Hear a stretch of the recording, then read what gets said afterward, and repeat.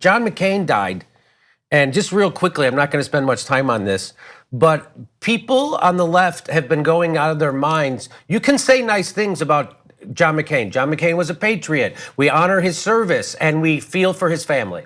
That's all you have to say. Why people are going over the top saying nice things about John McCain that simply aren't true. Like simply aren't true.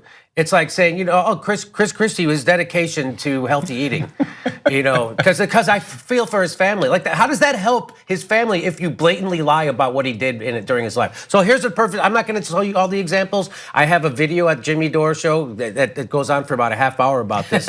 But so we'll just go on for about 2 minutes. Here, look at this. The human rights community lost a champion. That's by Jennifer Rubin. What does that have to do with John McCain? What you tell me? I thought that was an Onion title. Honestly, the human rights community lost it. There's never the guy voted against MLK's holiday about 6 times. That John Lewis, Representative John Lewis, says that the McCain-Palin rallies reminded him of Wallace. George Wallace's rallies.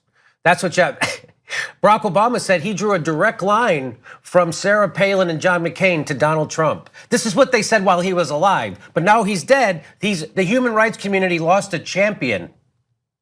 So this is why people don't believe the media and they have no trust in politicians. Because that's why would I bother to read that? Why would I bother to read somebody who says John McCain was a human right? John McCain never met a war he didn't like. He hooked up with fascists in the Ukraine. He's hooking up with ISIL in Syria to kill people. He likes killing. John McCain was a bloodthirsty maniac his whole life.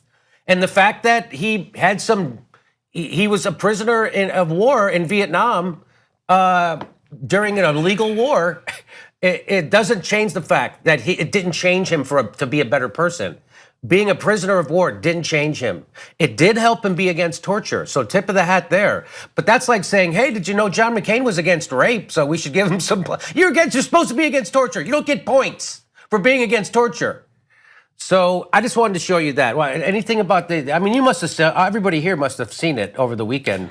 Yeah, so when someone dies, and this is the reason why Malcolm does this, yes, have a crappy birthday. That's right. Because people just go out of their way to deify a person who had just died, and it doesn't. Well, certain people. Yes. Yeah, and this almost everybody. It's not helpful. Look, the guy just died. He has family. He died of cancer. It was sad and tragic. So you don't need to go out of the way to vilify him at that moment. But let's just try. At his funeral, you can eulogize him and talk about all the great things he's done, and not mention the bad things. But if you're part of the media and you're just covering the legacy of John McCain, it's a complicated legacy. He's done some good things, some bad things. I think McCain-Feingold. There's a Keating 5. He's against torture, but he was pro-war. Yeah. So it's complicated. But let's not pretend he's some sort of amazing politician who is, we have to mourn his loss forever. Well, we can mourn his loss, that's fine. But I just don't like the deification of politicians.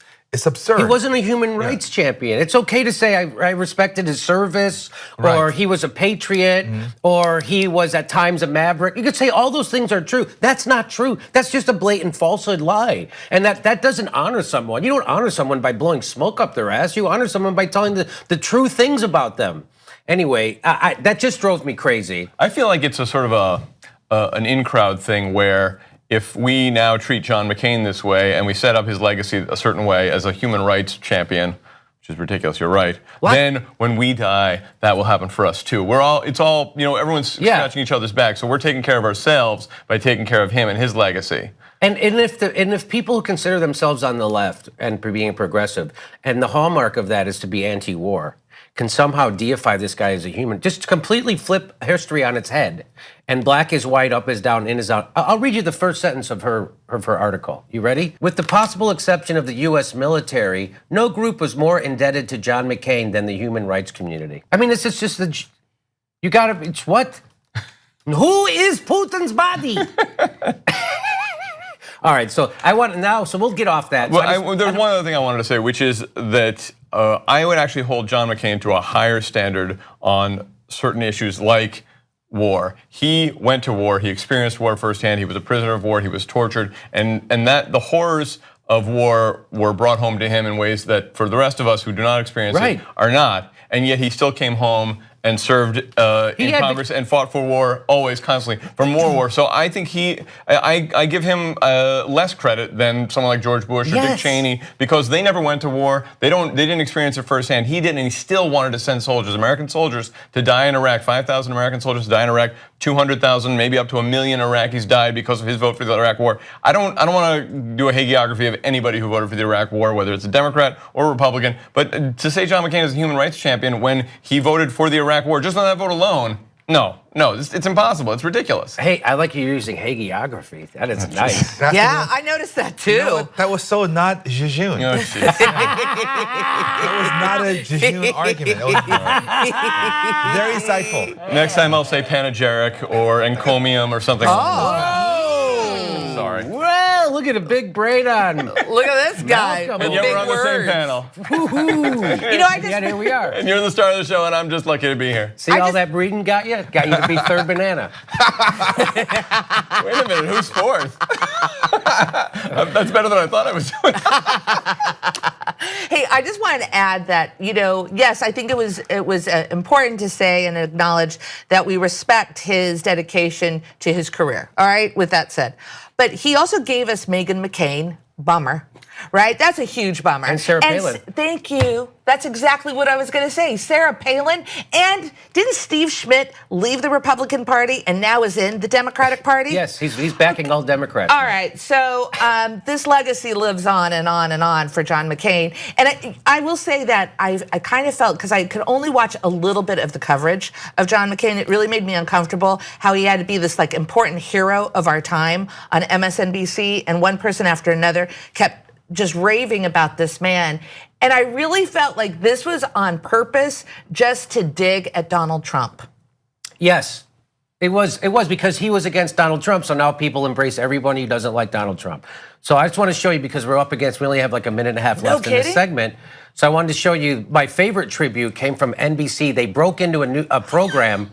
You ready for this? This is perfect. This is perfect. Watch this, my favorite thing. My own man anymore. I was my country's. Harry Smith, NBC News, New York. And again this evening, the breaking news, NBC News confirming the death of Senator John McCain at the age of 81. This has been an NBC News special report. We will return to our regular programming on the NBC network. Our live coverage continues on MSNBC.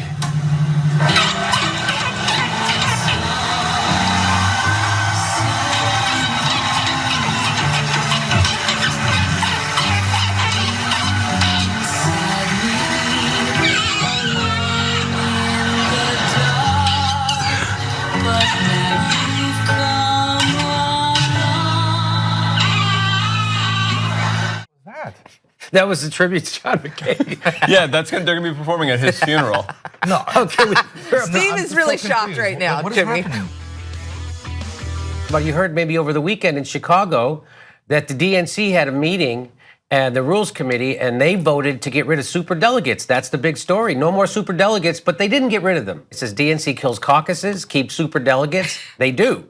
Retains joint fundraising agreements and expands control over 2020 primary. So what they've done, the big news, all the news coming out of it is that they got rid of superdelegates voting in the first round. So that's the story. So everybody thinks, well, and we've never had a nomination go to the second ballot, the second round. Some people said 30 years, and then I saw Norman Solomon say since 1952. So I tried to look it up and I couldn't figure it out, but it's been a long, long time. So here's my prediction, what will happen. One, they will run Elizabeth Warren in the primary and a bunch of other corporate Democrats like Cory Booker or Kamala Harris or Joe Biden.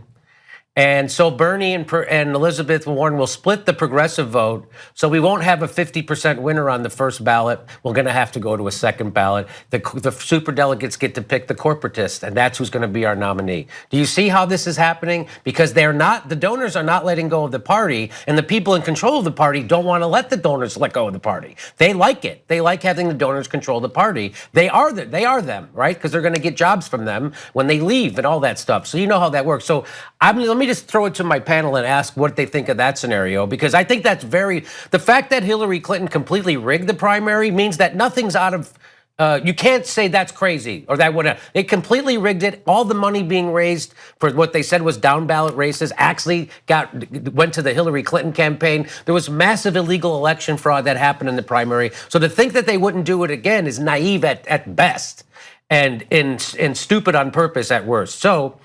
What do you think of that? Do you think that they'll do that now that there's no more superdelegates voting on the first round or the first ballot? Do you think my scenario is possible, likely, or ridiculous? I never thought about it, but that's certainly possible. Yeah. Right? I think that's what's going to happen, by the way. I think Elizabeth Warren has already indicated she's getting ready to run. Bernie, everybody knows Bernie's running, and that will split the progressive vote. And so we won't have a clear winner on the first round. We'll see what happens. Again, this is very easily how this could happen. Malcolm, what do you think? I mean, it's certainly a plausible outcome. But as we'll see later in the story, they've got fail-safes additionally. So, right. Just hold on. There's more to come. There's more to the story. You want me to just get it? Yeah. I think you should continue because, I mean, honestly, I just don't trust the process. I think already, like, if you have to put up anything of the DNC to a vote, I think, forget it. Whatever the people want, we're not going to get. Right. People aren't going to get any change in the Democratic Party. We're going to get more of the same. And I think this is just window dressing. I agree. So let's get back and just tell you exactly what happened. So you've heard all the spin already about how this is great and it's more democratic at the DNC now and blah, blah, blah. They won't cheat progressives now because they have. But if you look at it from another perspective, which is what we're here for, it doesn't really it's not all great stuff. So let's look into it. It says the party reduced caucuses, which heavily favored Bernie in 2016 and replaced them with primaries. So that's a negative. It rebuked progressive demands to eliminate superdelegates. They still have superdelegates, moving them to the second round of voting at the nominating convention instead. It preserved the use of joint fundraising agreements, which Hillary used to launder money to her campaign and take over the DNC. That's what Donna Brazile wrote about in her book. That's what everybody was talking about. Okay. It approved a rule allowing the DNC to block candidates who have not been faithful Democrats from running. For president specifically. For president, so now if Tom Perez says Bernie hasn't been a faithful Democrat, he doesn't get to run for president. That's up to Tom Perez. And we're going to get more into that later. It kept nearly 100 lobbyists on the DNC, and it did nothing to extricate corporate and billionaire money from the party, preserving rampant corruption. The Democratic Party is a committee of corporations. Goldman Sachs, Citigroup, News Corp, Pfizer, Citgo, Verizon, Aetna, and many other corporations sit alongside high-priced consultants on the National Committee. After big donors and corrupt party officials rigged the 2016 presidential primary, the DNC gave its voters no say in the reform process and put the culprits in charge instead. That explains why the Democratic Party is now moving to eliminate the caucuses, which supplied more than half of Bernie's 2016 state wins. The party approved 6 states switching from caucuses to primaries in Chicago, and the party also kept the superdelegates, ensuring that the media and search engines like Google will continue to add them to a candidate's running delegate count during the primaries. This creates the perception that the establishment candidate is leading and reduces turnout for progressive candidates. Because the party establishment controls the Rules and Bylaws Committee, the party reserves the power to force a second ballot at the convention, too, allowing the superdelegates to vote on the presidential nominee and defeating the purpose of the rules change. Superdelegates also kept their power to vote for the vice presidential nominee, the platform, the party rules, and everything else on the first ballot. Each superdelegate wields the power of 10,000 voters. Moreover, the DNC kept joint fundraising agreements that allow the party to turn over control of its strategy, hiring, communications, and spending to an establishment candidate again, which is what they did last time with Hillary Clinton. The party meeting comes just as the DNC repealed a ban on accepting donations from fossil fuel corporations. The ban had only been in effect for 2 months before it was dismantled, demonstrating how impermanent advances in the party are.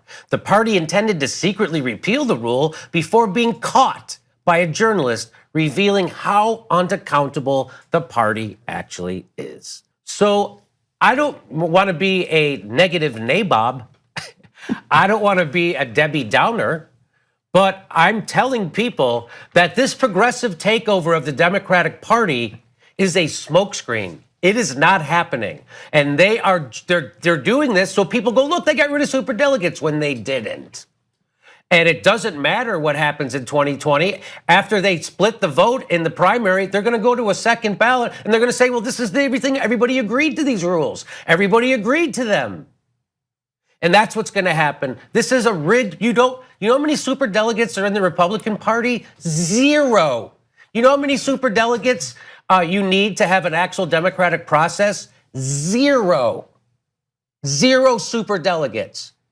So the Democratic Party is not reforming. And I want to remind people, if you think the Democratic Party is, do you know how many with all the success of the Justice Democrats, our revolution and brand new Congress, which they're saying they're being successful, do you know how many corporate Democrats have been successfully primaried so far? Since 2016, you know how many? 1. Joe Crowley. So if there's a blue wave, it's going to be a blue wave full of corporate Democrats. That's who the blue wave is going to. There is no change happening in the Democratic Party. So anyway, so that's the first. So there's more to this. We're going to get to it, but I want to get everybody in on this. So what did you think? So what do you think about, I'm sure you saw some of the news coverage. Let me ask my whole panel. I'm sure we all saw the news coverage of the DNC Rules Committee getting rid of superdelegates on the first ballot. And now, once you see more of the story, does it change? Are you surprised? Let me go to you, Steve. No, I'm not at all surprised. I've never believed anything that the DNC does is going to result in any meaningful reform. And that's because it's very obvious and very simple. If they want to win, it's just go after Bernie. Just embrace Bernie and his policies and say, this is what we're going to represent in the next election. Right. And you're going to win. But they don't want to do that. They keep recruiting people like, Kamala Harris, Gillibrand, Cory Booker, Joe Biden. They're casting a wide net and trying to find the right person that's going to beat Trump, but not damage or imperil the establishment. They want to keep things as they are, but just take out Trump and put their guy in. They don't want the system changed, and that's what Bernie represents. He's dangerous. They don't want him. So whatever rule changes that they're making, to be honest, I didn't even pay that much attention to it because I never believed it. It doesn't matter because if they really care about winning, they would just embrace the most popular candidate by a mile and say, he is our guy, we're gonna adopt his policies, and we're gonna go forward with his agenda. It's very simple to me. There's an LA teachers strike that may happen in Los Angeles. And there was a op-ed written by LA Unified School District teacher, Glenn Sachs. And he's pointed out a lot of problems at the LAUSD. The district claims it doesn't have money to fund what the teachers are asking for, even though the district admits it has $1.2 million in reserve. Million? I'm sorry, billion. $1.2 billion in reserve. The teachers union believes the reserve is even significantly larger than they're saying. The strike is scheduled to begin October 3rd. And the California, get this, ranks 48th out of 50 states in teacher to student ratio, meaning they have huge class sizes. LAUSD is often the worst offender in the state when it comes to class sizes. His school started, this teacher, Glenn Sachs' school started this month with at least 70 classes of 40 or more students. Many LA Unified, so in other countries that have better educational outcomes, their classes are 20 students and they often have 2 or 3 teachers per class. High schools started this, many LA Unified schools do not have full-time nurses or librarians. The union is demanding 1 full-time librarian for every middle school and high school and 1 full-time nurse for each school. In one of the most expensive cities in the world, Los Angeles, the average teacher's take-home pay is roughly $5,000 a month. So let's bring in Glenn Sachs. He's a LAUSD teacher who wrote this op-ed, and he's here to talk about the potential strike in Los Angeles. Hi, Glenn. How are you? I'm good. How are you? I'm doing great. Now, is there anything I missed in the run-up to this segment that you'd like to add right now? Oh, there's a million things to add. I mean, just to be clear, we're preparing to be ready to strike by early October. We don't know if that's actually going to happen. And of course, we don't want to strike, but we also don't want to sign a bad contract. Right now, we're basically being offered nothing.